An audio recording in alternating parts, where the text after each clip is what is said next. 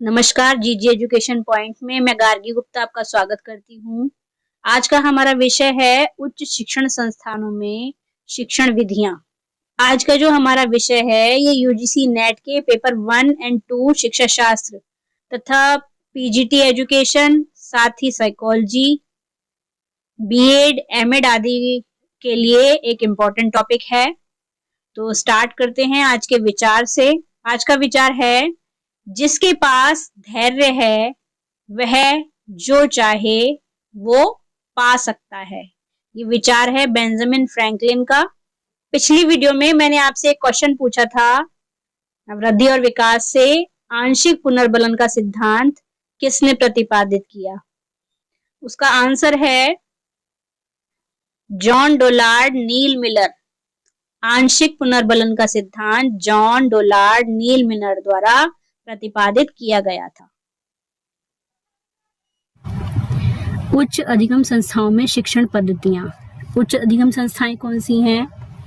Higher education की जो classes हैं, लर्निंग इंस्टीट्यूट्स में जो शिक्षण पद्धतियों का उपयोग होता है उनके बारे में कहा गया है। देखिए, दो तरह की पद्धतियां उपयोग में आती हैं, पहली शिक्षक केंद्रित और दूसरी शिक्षार्थी केंद्रित। तो शिक्षक केंद्रित पद्धतियों में आती है हमारी पहली व्याख्यान विधि, व्याख्यान प्रदर्शन विधि, समूह शिक्षण विधि, टेलीविजन वीडियो प्रस्तुति विधि, समीक्षा नीति संबंधी विधि, प्रश्नोत्तर शिक्षण विधि।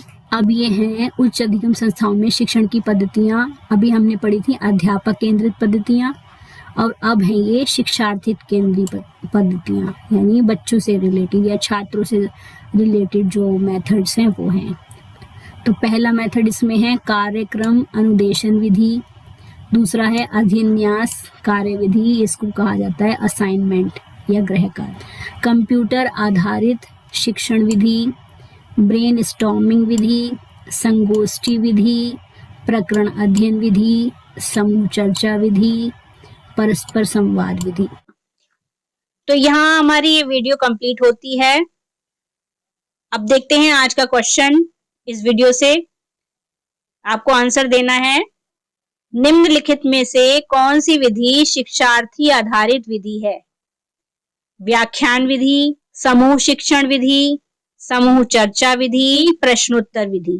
आपको कमेंट में लिखकर इसका आंसर बताना है। वीडियो देखने के लिए थैंक यू। मिलते हैं नेक्स्ट क्लास में।